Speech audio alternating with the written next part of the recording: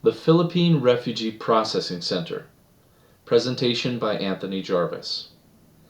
Yasser Saad of the United Nations High Commission for Refugees once said, "I have served with the UNHCR in many countries, each with their own protection needs.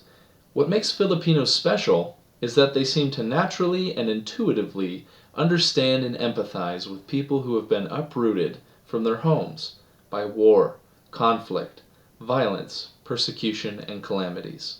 End quote. Truly, the Filipino people have been generous to refugees throughout their history. Sadly, these efforts by the people of the Philippines to assist in the midst of crisis have been largely left to dwindle in the shadows of obscurity. For example, it is little known that many Jews fled to the island nation to escape Nazi horrors, and that even though the Philippines endured severe persecution and brutality at the hands of the Spanish, they still accepted many Spanish refugees fleeing the rise of Franco and his nationalists. The end of the Vietnam War was no exception, with the Philippines opening its doors to many refugees from Cambodia, Laos, and primarily Vietnam, who were fleeing the devastations of war. Many of the refugees, collaborators with American troops, came hastily on wooden boats across the South China Sea. By 1980, seeing the gathering of these refugees in the Philippines by both formal and informal means, the United Nations established a few official gathering centers for them. The Philippines Refugee Center was the main camp established. The United States and the Philippines coordinated their efforts to establish this refugee center, which was placed in a remote area of the jungle on the outskirts of Morong, Bataan, which is in the vicinity of Subic Bay. The main purpose of this camp was to hold the refugees while they were processed and prepared to travel to other nations more permanently. One mustn't think that this operation was small in scale or of little importance. The camp was constructed in the manner of a small city.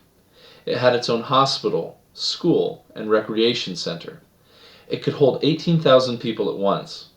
And several tens of thousands of refugees passed through between the opening of the camp in 1980 and its official closing in the early 1990s.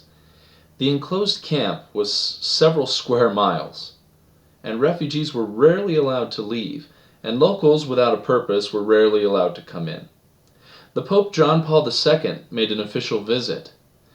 Many of the refugees were Buddhist, and as such were allowed to build a shrine on the grounds of the camp, as seen here in the picture.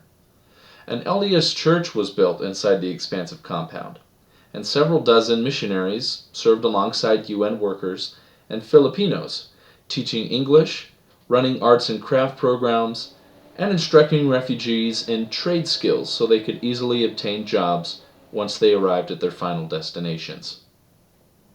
A drawing seen here captures the spirit of positivity and hope by the children in the camp. The caption reads, "With my family, everywhere is my home." While most of the refugees ended up in America after processing, many also went to Australia, France, Norway, and Canada. The camp experienced a period of disrepair and neglect after the refugees were gone, but it's now a museum with a full-time caretaker staff. The legacy of the Vietnamese and other refugees is still felt in the area. A few of them elected to stay behind and married local Filipinos. A local shop in Morong sells delicious Vietnamese food, including banh mi. Rene Aday, a local Filipino man, recalled that as a child, he and some of the other boys would find a hidden part of the fence in the jungle and would meet up with little Vietnamese children every day. Through the chain-link fence, they would play games and teach each other how to count and say hi in each other's languages. Rene still knows how to count to 10 in Vietnamese today. The old ruins of the camp stand as a reminder of the hardship of many of the refugees who had to leave home, many of them dying before they left the Philippines. The cemetery shown is on the outskirts of what was once the refugee camp.